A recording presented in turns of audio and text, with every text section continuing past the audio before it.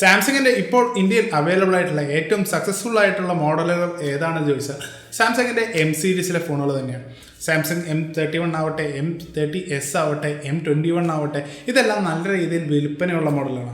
അപ്പോൾ എം സീരീസിൻ്റെ ഒരു ഫ്ലാഗ്ഷിപ്പ് അല്ലെങ്കിൽ എം സീരീസിൻ്റെ കുറച്ചുകൂടെ ഒരു ഹയർ പ്രീമിയം മോഡലാണ് ഇപ്പോൾ ഇറങ്ങിയിരിക്കുന്നത് സാംസങ് ഗാലക്സി M51. അപ്പോൾ M51നെ പറ്റി അറിയേണ്ടതെല്ലാം ഈ ഫോൺ വാങ്ങണോ വേണ്ടയോ, ഈ ഫോൺ വാല്യൂ ഫോർ മണിയാണോ, ഇതെല്ലാമാണ് നമ്മൾ ഇന്ന് ഈ വീഡിയോയിലൂടെ ചർച്ച ചെയ്യാൻ പോകുന്നത്. അപ്പോൾ ഈ വീഡിയോ അവസാനം വരെ കാണാം. നമ്മൾ ഡീറ്റെയിൽ ആയിട്ടാണ് ഈ ഫോണിനെ കുറിച്ച് എല്ലാ കാര്യങ്ങളും പറയുന്നത്.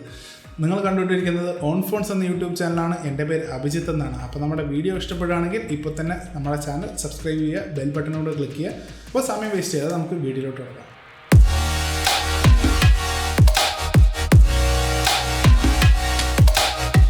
ആദ്യം തന്നെ നമ്മൾ നോക്കാൻ പോകുന്നത് സാംസങ് ഗാലക്സി M51ൻ്റെ ബിൽഡും ഡിസൈനും ഡിസ്പ്ലേയുമാണ്.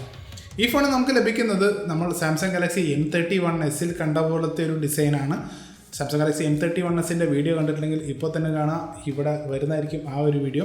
അപ്പോൾ സാംസങ് ഗാലക്സി M51 നമുക്ക് ലഭിക്കുന്ന ഒരു പ്ലാസ്റ്റിക് ബാക്ക് തന്നെയാണ്. ബാക്കിലെ ആ ഒരു ക്യാമറ അറേ നോക്കുകയാണെങ്കിൽ ഒരു സ്ക്വയർ അല്ല, ഒരു റെക്ടാങ്കുലർ ടൈപ്പ് ക്യാമറ അറേയാണ് ഇതിൽ ലഭിക്കുന്നത്. ഇതിൽ നമുക്കൊരു കോഡ് ക്യാമറ സെറ്റപ്പാണ് അവിടെ ലഭിക്കുന്നത്. പിന്നെ ബാക്കിൽ നോക്കുകയാണെങ്കിൽ നമുക്കൊരു ഫിംഗർ പ്രിൻറ്റ് സ്കാനർ ഒന്നും ഇതിൽ കാണാൻ സാധിക്കുന്നതല്ല. അതിന് കാരണം എന്താണെന്ന് വെച്ചാൽ ഇതിലെ ഫിംഗർ പ്രിൻറ്റ് സ്കാനർ ആ ഒരു പവർ ബട്ടണിൽ എംബഡ് ചെയ്തിരിക്കുക. നമ്മൾ സാംസങ് ഗാലക്സി M31s കണ്ട പോലെ തന്നെയാണ്. ശരിക്കും പറഞ്ഞാൽ സാംസങ് ഗാലക്സി M31sൻ്റെ ചെറിയൊരു അപ്ഗ്രേഡാണ്. കാണാനും ഏറെക്കുറെ M31s പോലെ തന്നെയാണ് ഇതിൻ്റെ ഒരു ഡിസൈനും സാംസങ് ചെയ്തിരിക്കുന്നത്. പിന്നെ ഡിസൈൻ്റെ കൂടെ എടുത്തു പറയാനുള്ള ഒരു കാര്യം ഈ ഫോണിൻ്റെ വെയിറ്റാണ്. 213 ഗ്രാം മാത്രമാണ് ഈ ഫോണിൻ്റെ വെയിറ്റ്. 7000 mAh ബാറ്ററി ഉണ്ട് എന്ന് കേൾക്കുമ്പോൾ നമ്മൾ നല്ല ബൾക്കി ആയിട്ടുള്ള ഒരു ഫോണായിരിക്കും എന്ന് പ്രതീക്ഷിക്കുമെങ്കിലും അത്രയ്ക്കും അങ്ങോട്ട് ബൾക്കി ഒന്നുമില്ല. കുറച്ചുകൂടെ നല്ല കണ്ടൻസ്ഡ് ഒരു ബാറ്ററിയാണ് നമുക്കിത് ലഭിക്കുന്നത്. പോരാത്തതിന് നല്ല രീതിയിൽ വെയിറ്റൊക്കെ ഒന്ന് മാനേജ് ചെയ്തിട്ടുണ്ട്. 2 കളർ വേരിയൻസിലാണ് സാംസങ് ഗാലക്സി M51 അവൈലബിൾ ആയിട്ടുള്ളത്. ഇലക്ട്രിക് ബ്ലൂവും സെലസ്റ്റിയൽ ബ്ലാക്കും. പിന്നെ പറയാനുള്ളത് നമ്മുടെ ഈ ഫോണിൻ്റെ ഡിസ്പ്ലേ ആണ്. ആ ഒരു 6.7 ഇഞ്ചിൻ്റെ ഫുൾ HD+ അമോലഡ് ഡിസ്പ്ലേ ആണ് ഇതിൽ ലഭിക്കുന്നത്. ഇതൊരു 60 ഹെർട്സിൻ്റെ ഡിസ്പ്ലേ തന്നെയാണ്. ഇതൊരു ഇൻഫിനിറ്റി ഡിസ്പ്ലേ ആണ്. ഫ്രണ്ടിൽ നിന്ന് നോക്കിയാൽ നമുക്ക് സാംസങ് ഗാലക്സി M31s പോലെ തന്നെ തോന്നുകയുള്ളൂ. കുറച്ചുകൂടെ വലുപ്പമുള്ള സാംസങ് ഗാലക്സി M31s എന്ന് പറയും. ഇനി നമുക്ക് സ്പെക്സിൻ്റെ കാര്യം നോക്കാം. ഈ ഫോണിൽ യൂസ് ചെയ്തിരിക്കുന്നത് സാംസങ്ങിൻ്റെ സ്ഥിരം എക്സിനോസ് ചിപ്സെറ്റുകളിൽ നിന്ന് മാറിയിട്ട് സ്നാപ്ഡ്രാഗൺ 730G എന്ന് പറഞ്ഞ സ്നാപ്ഡ്രാഗൺ അല്ലെങ്കിൽ കോൾകോമിൻ്റെ ഒരു മിഡ് റേഞ്ച് ചിപ്സെറ്റാണ്. നമ്മൾ ഇത് ഇഷ്ടംപോലെ ഫോണുകൾ കണ്ട ചിപ്സെറ്റാണ്. നല്ല രീതിയിൽ പയറ്റിത്തെളിഞ്ഞ ചിപ്സെറ്റാണ്. അതായത് നമ്മൾ പോക്കോ X2 കണ്ടു, മോട്ടോറോള One Fusion Plusൽ കണ്ടു, റിയൽമി X2 കണ്ടു. അങ്ങനെ ഇഷ്ടംപോലെ ഫോണുകൾ യൂസ് ചെയ്യുന്ന ഒരേ ചിപ്സെറ്റ് തന്നെയാണ് ഈ സ്നാപ്ഡ്രാഗൺ 730G. അതുകൊണ്ട് തന്നെ പെർഫോമൻസ് നല്ല രീതിയിൽ ഇമ്പ്രൂവ് ആയിട്ടുണ്ടാവും M31s കമ്പയർ ചെയ്യുകയാണെങ്കിൽ. നമ്മുടെ സാംസങ് ഗാലക്സി M31sൻ്റെ ഒരു മെയിൻ പോരായ്മ എന്ന് പറഞ്ഞാൽ അതിലെ എക്സിനോസ് 9611 എന്ന് പറഞ്ഞാൽ സാംസങ്ങിൻ്റെ തന്നെ ചിപ്സെറ്റ് ആയിരുന്നു.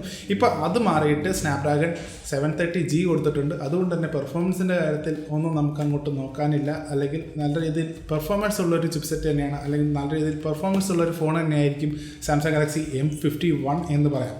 2 വേരിയൻസിലാണ് സാംസങ് ഗാലക്സി M51 അവൈലബിൾ ആയിട്ടുള്ളത്. 6GB RAM 128GB internal storage ഉള്ള ബേസ് വേരിയൻറ്റും 8GB RAM 128GB internal storage ഉള്ള ഹയർ എൻഡ് വേരിയൻറ്റും. ഇനി നമ്മൾ നോക്കാൻ പോകുന്നത് സാംസങ് ഗാലക്സി M51ൻ്റെ ക്യാമറ സെറ്റപ്പാണ്. ഒരു 64 MP കോഡ് ക്യാമറ സെറ്റപ്പാണ് ഇതിൽ ലഭിക്കുന്നത്.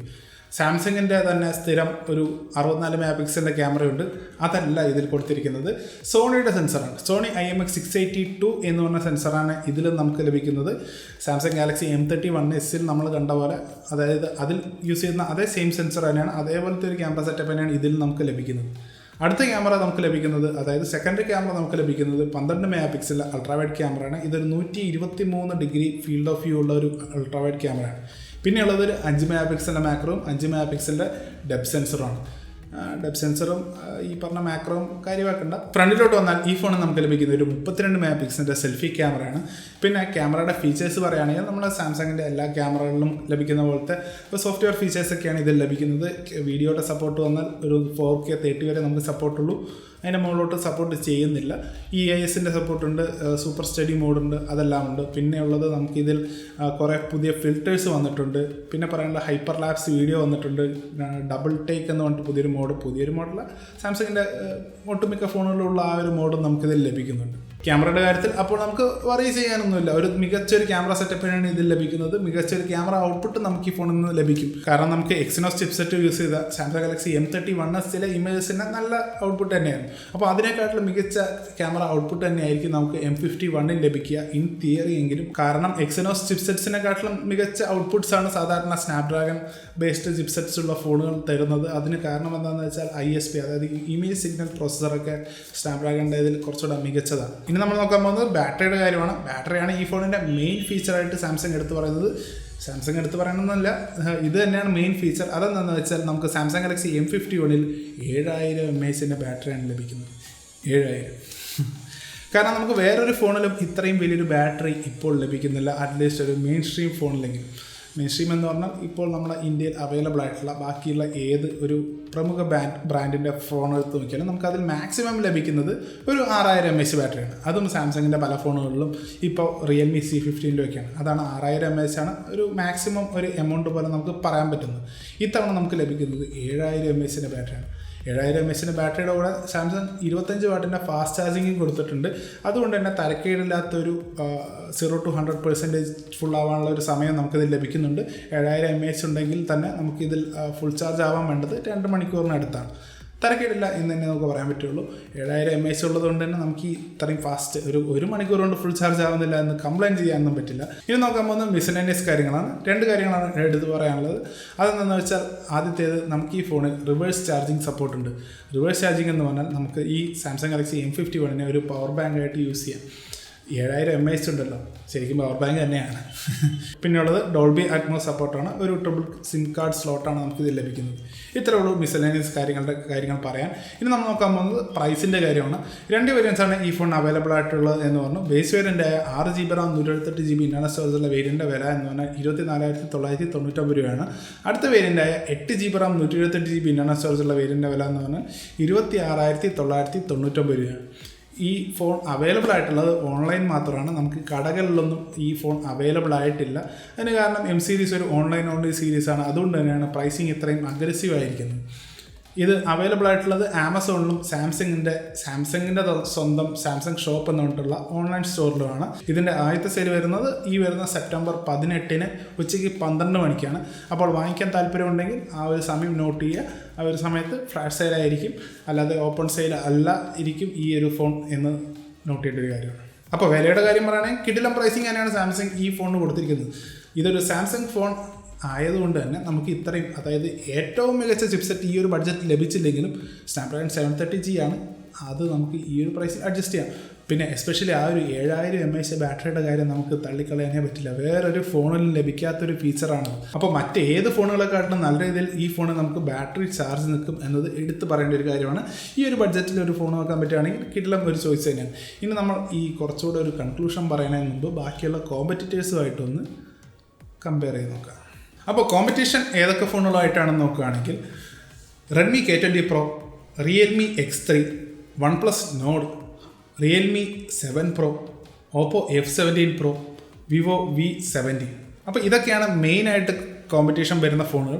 അപ്പോൾ നമുക്ക് ആദ്യം റെഡ്മി K20 Proയും റിയൽമി X3 ഒക്കെ നോക്കാം. അപ്പോൾ റെഡ്മി K20 Pro ആയിട്ട് കമ്പയർ ചെയ്യുമ്പോൾ എടുത്തു നിൽക്കുന്ന ഒരു കാര്യം, റെഡ്മി K20 Proയിൽ കുറച്ചുകൂടെ മച്ച് ബെറ്റർ പ്രോസസ്സറായി ലഭിക്കുന്നു.